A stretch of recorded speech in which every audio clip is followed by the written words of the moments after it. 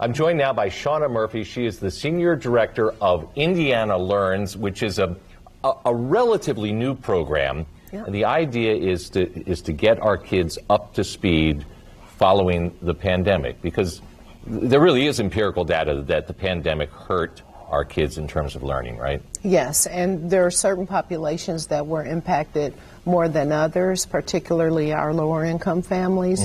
And so the Indiana Learns program provides a grant opportunity for our families to leverage tutoring and math or reading so that they can be prepared. iLearn is coming up again. We'd like to have some positive impacts there, but we also are looking forward to the summer and preventing summer learning loss. So it's an opportunity for a population that was deeply impacted to be able to come up to speed a little bit. And you and I were talking about this a moment ago. In January was when this was approved and the funding approved for Indiana Learns, and then it got off the ground in October.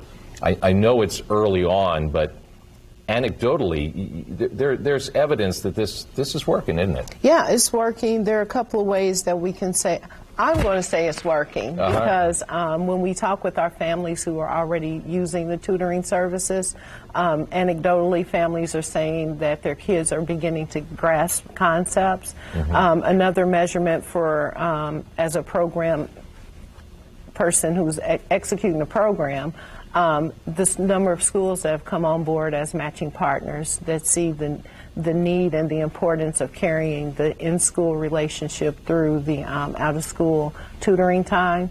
That's a big win for us. Yeah. When you think we started in officially in October, we have more than 33 school corporations that have provided additional dollars as well as tutoring times for students. That's a big win. Empirically, we'll have more data as the program goes, but again, we're getting anecdotal information as we are progressing. So tell us about the tutors. Who are these people? How do you go about vetting them? Our tutors, so one, again, I've got to shout out our schools, because a lot of our school corporations have come on board. I need to state that this is a statewide program, so across the state, schools are providing tutoring, after-school tutoring to their students. For our organizational partners, they go through an application process. We have an independent review committee made up of educators from around the state that vet to make sure that they meet all the gateway requirements, including our ratio requirement, which is 1 to 3, so that we are providing the highest quality of tutors. So you can't just be a random person who wants to be a tutor. You have to go through a process and be approved by the committee. But the real benefit of that is got to be that face-to-face interaction. I think a lot of kids, and maybe not all kids, but a lot of kids really didn't do well with the online thing, did they?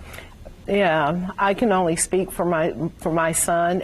It's a struggle. Yeah. I mean, and as adults, it's a struggle for us. We were all very excited to be able to be back in person because it's a different type of relationship, but understanding that there are some limitations around transportation. Students can access online tutoring if that works best for them, but with our schools providing tutoring and some of our organizational partners, the in-person option is available also. She's Shauna Murphy with Indiana Learns. Randy, I don't know about you, but for me, I needed Mr. Kenny saying, "Mr. Mallet, pay attention." And he was right in the room with me. I'm with you, George. Totally agree with you 100% there. Got to be there in person. So